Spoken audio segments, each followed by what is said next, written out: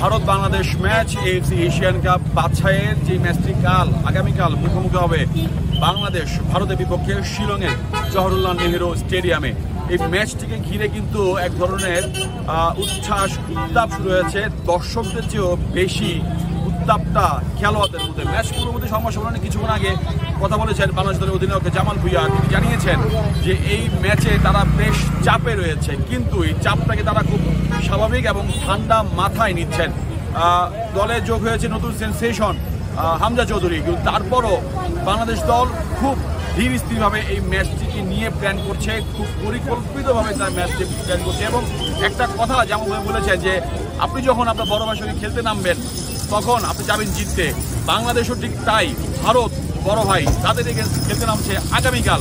তার আগে এই ম্যাচটিতেই বাংলাদেশ যাবে ভালোভাবে প্রস্তুতি সেরে নিতে, এবং সেটা মাথায় রেখেই ম্যাচ জয় ইন্টেনশনটা নিয়েই বাংলাদেশ দল মূলত খেলতে নামবে, তেমনটাই জানিয়েছে জামাল ভুঁইয়া। এবং একই সাথে একটা বিষয়, বাংলাদেশ দল গেল 20 মার্চ শিলংয়ে এসে পৌঁছায় প্রায় 6.5 ঘন্টা সফর করে।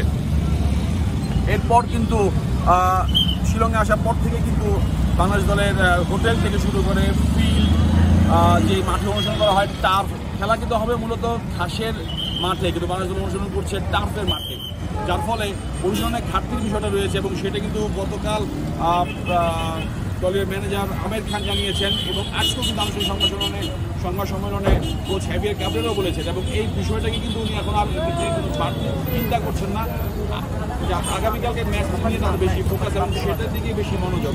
এই বিষয়টাকে সবচেয়ে বেশি প্রায়োরিটি দিচ্ছে, এবং অব্যবস্থা করার যে বিষয়টি ভারতের ফুটবল ফেডারেশনের, সেই বিষয়টির সঠিক জবাব মুখে না দিয়ে মাঠে লড়াই দেওয়ার যে ইন্টেনশন উনি দেখিয়েছেন, উনি জানিয়েছেন ওনার দলের সকল খেলোয়াড়দের পক্ষ থেকে। তাতে বোঝা যায় যে ম্যাচটা বেশ হাড্ডাহাড্ডি হবে। বিপরীতে ভারত সুনীল ছেত্রী ফিরেছে।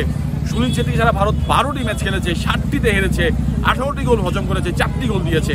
এটি হচ্ছে ভারতের স্ট্যাটিস্টিক্স উইদাউট সুনীল ছেত্রী। তো সেই সুনীল ছেত্রী যখন আবার অবশ্যই ভেঙে দলে ফিরেছে, এখন ভারত দল অনেকটা শক্তিশালী, যেমনটা জানিয়েছেন দলের অধিনায়ক সন্দেশ জিঙ্গান। তিনি বলেছেন যে এই দলটাকে নিয়েই তারা ভালো রকমভাবে প্রস্তুতি সেরে নিয়েছে, এবং বাংলাদেশ দলটাকে নিয়ে, বাংলাদেশ দলে যেহেতু হামজা চৌধুরী আছে, তারা শুধু হামজা চৌধুরীর উপর ফোকাসটা না রেখে তাদের মূল ফোকাস হচ্ছে বাংলাদেশ দল, এবং কীভাবে বাংলাদেশ দলকে তারা চাপে রাখতে পারবে সেটা হচ্ছে তাদের মূল বিষয়। তবে বাংলাদেশ ভারত ম্যাচের আদলে কিন্তু আসলে ম্যাচটি হবে হামজা চৌধুরী এবং সুনীল ছেত্রী, এবং সেই ম্যাচটিতে কে জিতে, শেষ হাসিটা কার হাসে, কে হাসেন, সেটি হচ্ছে দেখার বিষয়।